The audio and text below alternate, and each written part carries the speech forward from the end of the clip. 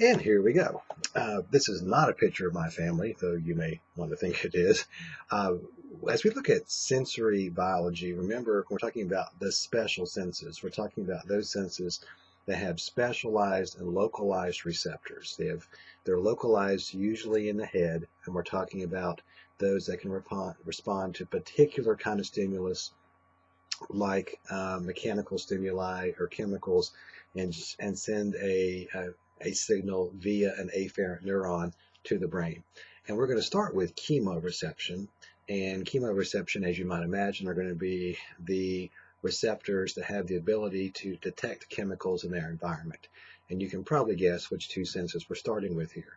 So let's start with those.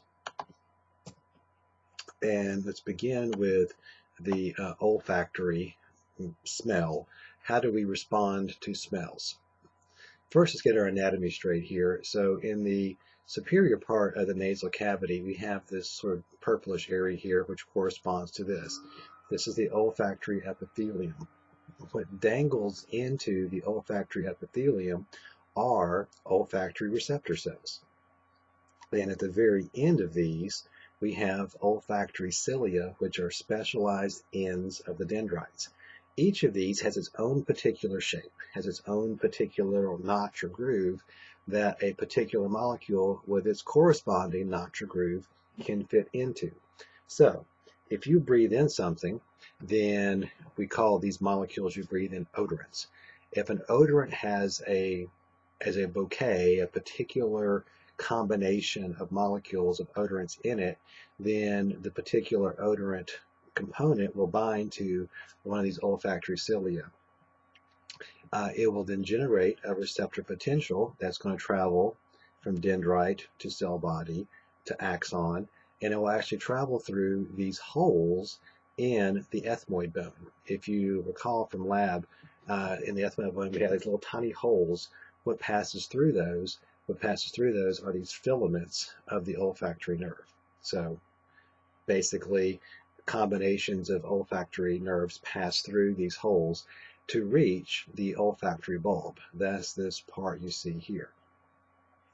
Within the olfactory bulb, we're going to have this tract that's going to be eventually passed to the brain. And we'll talk about the cranial nerves. A cranial nerve, the olfactory cranial nerve, will actually is a sensory nerve that will take this information to the brain and will make sense of it. So think of the nastiest thing that you have ever smelled. Well, molecules of that thing traveled up in your head, reached the olfactory epithelium, bound to the olfactory cilia, and therefore were able to generate a signal. Now, sometimes you don't smell as well. Why not? You may have these olfactory glands. I'm losing my mouse here. Olfactory glands may be producing extra mucus, and there's extra mucus. And if that's the case, it's harder for you to get molecules up through all that mucus, and therefore you don't smell as well, like when you have a cold. So when you have a cold, it's more difficult to smell because extra mucus makes it more difficult to actually get molecules to bind to these olfactory cilia. Interestingly, most nerve cells are not replaced. The olfactory cilia are.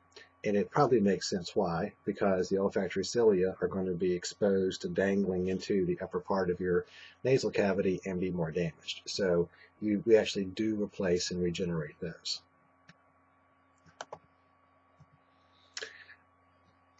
We have, if you were to count the receptors that are part of the olfactory cilia, about 1,000 receptors. How then can we detect about 10,000 different smells? This has been the common estimate that a human can discern about 10,000 different smells. But actually, there was a study that was just done in April of 2014 that suggests that we actually can detect many more times than that. How can we detect more than 1,000 smells if we only have 1,000 receptors? This is Dr. Linda Buck. That's her, not him, her, that worked this out. She's a Harvard biologist, and she won the Nobel Prize for actually figuring out we use a coding system to interpret smell. Here's just a little example. Let's say that you have three receptors in your nasal epithelium. You have A, B, and C. Let's say that you smell something. And again, this is very simplified. But let's say something binds to receptor A, but not B and not C. What happens is the brain goes, A, not B, not C. It interprets that combination as rose. Maybe you get A and B bound together, but not C, and you get lime. Maybe you smell something and there's something that binds to A and B and C, and your brain goes, well, we're going to call that lemon. So you can see even in this example, with just three different receptors, we can detect in a combination 5 different smells. So obviously it's more complicated than that with 1,000 receptors, but Dr. Buck worked out this coding system that helps us understand that with only 1,000 receptors, we can actually detect far more than 1,000 different smells. This system has what's called a low threshold but high adaptability. What does that mean? If you walk into a room, and let's say somebody's cooking and they're making an apple pie, you can very quickly sense or smell the apple pie. You walk into the room and immediately, you don't have to be in there for 5 minutes. You can be in a room or even in a house where someone's cooking and you can smell the smell very easily. That means we have a low threshold. In other words, it takes very few molecules to trigger a reception, to trigger a receptor potential for our brain to understand it. On the flip side, this system, the olfactory system, has high adaptability. That is, as soon as you have smelled it, after a very brief period of time, your brain begins to tune that smell out. And you can experience this if you walk into the room and smell something, and then you cover your nose, for a few seconds, and then you take your hand off your nose, you'll smell it again. Cover your nose again, you won't smell it. Take your hands off, you'll smell it again. So it probably makes sense why smelling is a rather old sense evolutionarily, and you want to be able to always detect the newest smells in your environment for survival reasons. If you don't detect a smell that could be dangerous, and because you're still stuck on the apple pie smell for 5 or 10 minutes at a time and all you can smell is apple pie, you may not detect the smell of gas in the room, for example, and that can be fatal.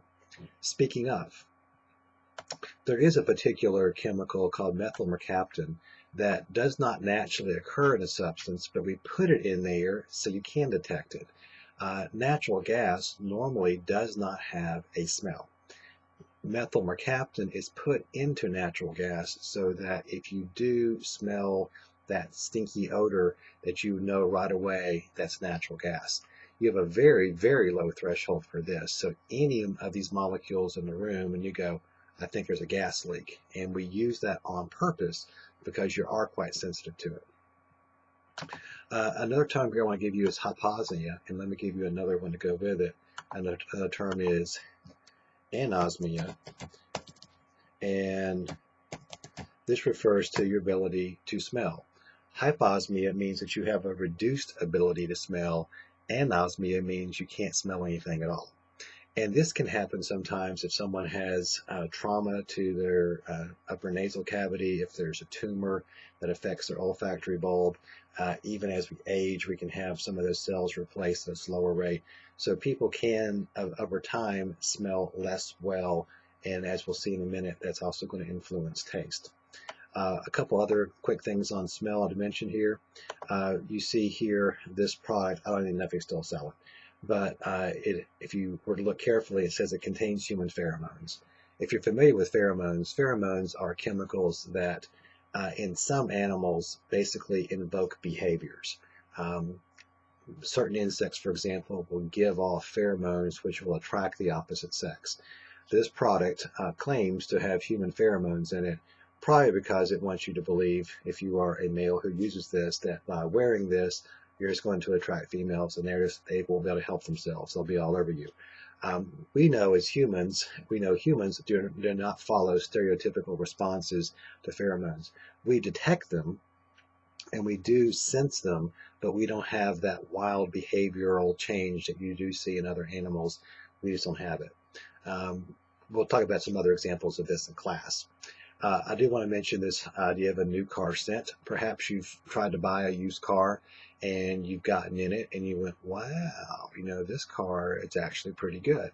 Well, they probably have under the seat or somewhere in the car one of these air freshener type things that actually has the new car scent smell. That new car scent smell actually is a combination of all the sealants and plastics they use in a brand new car. If you get into an 84 Corolla and you smell that smell, they've put that chemical in there.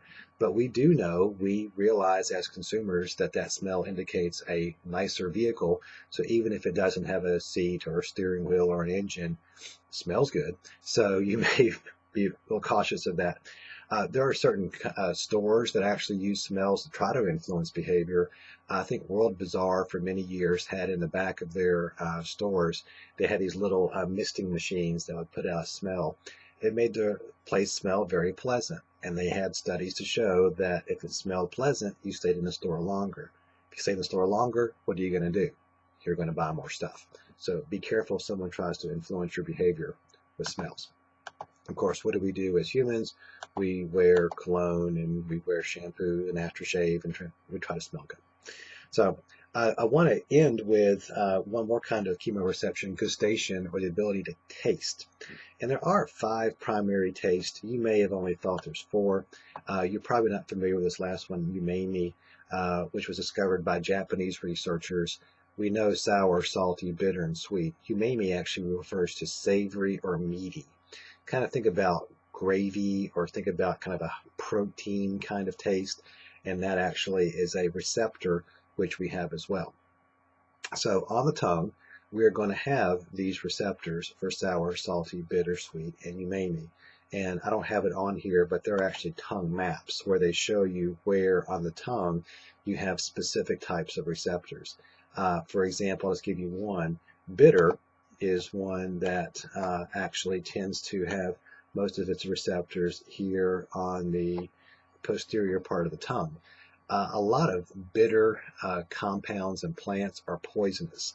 So if you taste something that's got a lot of bitter in it, it could indicate it's a potential plant poison and you may want to spit it out. But other areas of the tongue are going to be mapped where you're going to have salty regions and regions that detect sweet areas. So you do have these 5 different kinds of primary receptors, and they are going to, under the right receptor potentials, if you have the right food that has some sour and some salty, you're going to trigger sour and salty receptors to send a signal to the brain indicating that that particular food has those components. I do want to stress sort of a misconception. When you look at the bumps on someone's tongue, if that's the kind of thing that you do, you may think those are the taste buds. Those actually are called papillae, and those are kind of like little grabbers that help you move food around. They're kind of like little hooks, if you will. The taste buds themselves are actually down in these grooves, and you see, them kind of shown here. You can have a taste pore, basically a hole. If you have the molecule, once you've liquefied the food and the food begins to go into these pores, it actually, if you have the right kinds of receptors, will trigger those receptors to send a signal to a cranial nerve indicating that your food now has that particular taste to it. But if you think about this, though, we have a little bit of an issue because obviously when we taste food, there's more than just 5 flavors. Food is not just sour or salty or bitter or sweet or umami. It can have lots of, lots of different kinds of flavors to it. So how do we detect all those different flavors? Because we have the passage of molecules from our mouth into our nasal cavity. When we're eating, and we have food in here, and a term I'll use later on with you, I'll mention it here, is we have our food, and this term is a bolus. A bolus is just the mashed up food you have in your mouth. When you have a bolus and you are chewing it, some of the molecules actually are going to travel up retronasally into your nasal cavity, and they're going to trigger the olfactory those cilia that hang down from the dendrites, they're going to trigger that olfactory epithelium to then send signals. So as you're chewing food, while you're not even aware of it, some of those molecules are traveling retronasally through your neck, if you will, through your pharynx, into your nasal cavity, and therefore you can detect that. So when we perceive as a taste is actually a combination of receptors from our tongue as well as receptors from our nose. And you can prove this to yourself if you want. Get you some Starburst or some candy, and then close your eyes, unwrap it, hold your nose, and stick it in your mouth, and chew on it while you're holding your nose. If you don't have the passage of molecules retronasally into your nose, you can chew on that thing for a while, and you will not be able to detect it's strawberry or it's watermelon or whatever flavors they have. If you let go of your nose, you'll be able to tell right away. And this is also, again, why when we have a cold, we just don't taste food the same way, because we're not getting any influence from our nasal cavity, so we can't help discern those flavors very well. And some of those flavors are going to be in that airborne variety that are traveling retronasally. Finally, let me just end with this. You see here glossopharyngeal nerve 9, facial nerve 7, vagus nerve 10. These actually are all cranial nerves, and we'll talk about them more in class. But cranial nerves are going to be those nerves that arise directly from or go directly to the brain, and not using the spinal cord. So these are going to be all sensory branches that actually do communicate taste. So someone who has damaged cranial nerves may also have a perception of a loss of taste. Many people, when they get older, say food tastes funny or tastes different, and that's usually not because of an issue with their taste buds or with their receptors in the mouth, but because they might develop some hyposmia to where things just don't smell the same way, and therefore they don't taste the same way. That wraps up chemoreception. We'll look at another kind of reception very soon.